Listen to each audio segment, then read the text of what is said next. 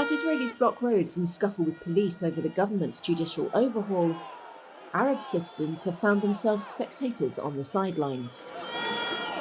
That's despite the fact they make up a fifth of Israel's population and could be among those most affected if Prime Minister Benjamin Netanyahu's religious nationalist government succeeds in curbing the powers of the country's Supreme Court.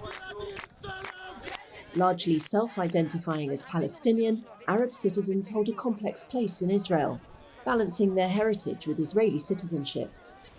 In Taibe, an Arab town next to the occupied West Bank, retired teacher Adnan Haj Yahya holds up a protest ad splashed across the front page of an Israeli newspaper.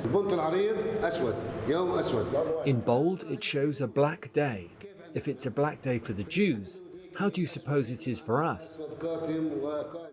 For us, it is the darkest, deepest black. We are in a constant battle for our existence.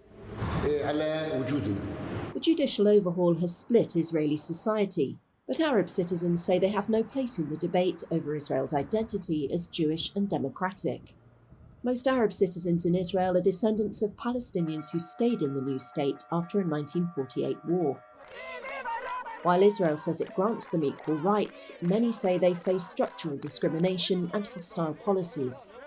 The government wants to have more free hand. Attorney Hassan Jabarin founded the Haifa-based Adala rights group Implement its direct racist apartheid policy. And has petitioned the Supreme Court on minority rights cases for more than 2 decades.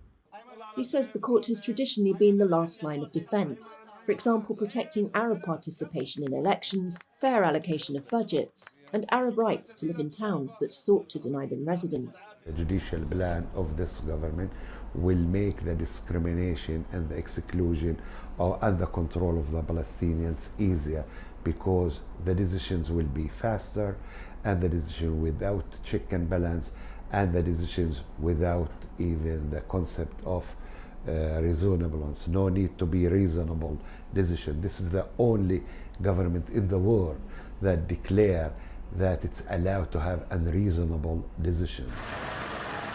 Arab citizens have for months been mobilising to address a different crisis.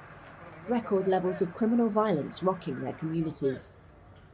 At least 130 Arabs have been killed in crime-related shootings since January, according to an advocacy group campaigning against the violence. This was Aida Touma-Slimane of the Arab-Jewish Hadash party. The top priority for the Palestinians at this point is to live. The top priority for the protesters, the Jewish protesters, is to live in democracy. And I think the Palestinian community is not able to think beyond surviving at this point. Jabarin said despite its past role, the Supreme Court has become increasingly conservative, backing such bills as the nation-state law, which declared only Jews have a right to self-determination.